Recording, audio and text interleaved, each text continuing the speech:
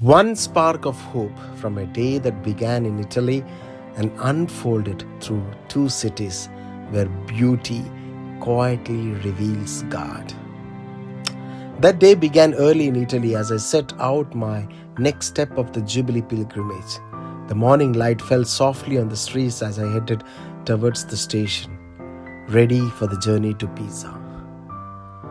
With every train ride, I realized something new.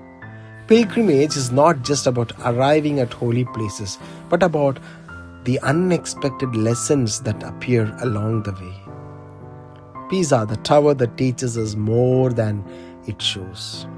Arriving in Pisa, I walked toward the famous Leaning Tower, something I had seen in pictures my whole life.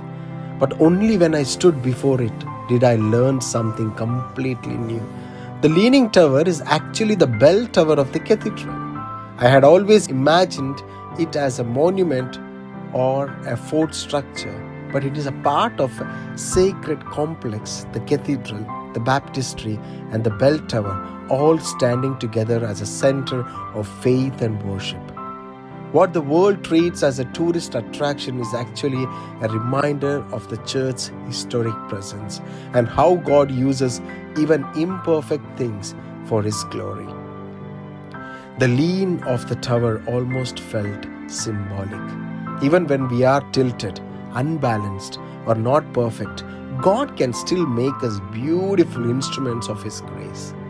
It is a monument of humility, a reminder that sometimes it is our weaknesses that make our lives memorable in the eyes of God.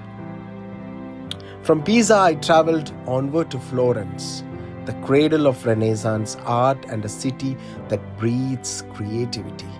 By the time I reached the Florence Cathedral, it was evening and the Vigil Mass was beginning. The queue stretched far outside, long, winding, full of pilgrims and tourists. Even the clerical collar couldn't help me slip in early. But eventually I entered and immediately felt the grandeur of that sacred place. The vast dome, the pillars rising like trees, the golden flicker of candles. And then I heard the organ. The organist that evening was exceptional. Every note lifted the soul upward, a kind of prayer that doesn't need words, a kind of worship that speaks directly to the heart. It was as if the entire cathedral had become a breathing, living liturgy of beauty.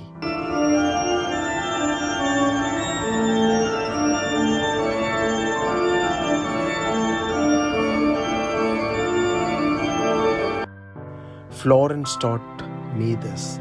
Beauty isn't a decoration, it's a doorway. Beauty leads the heart back to God.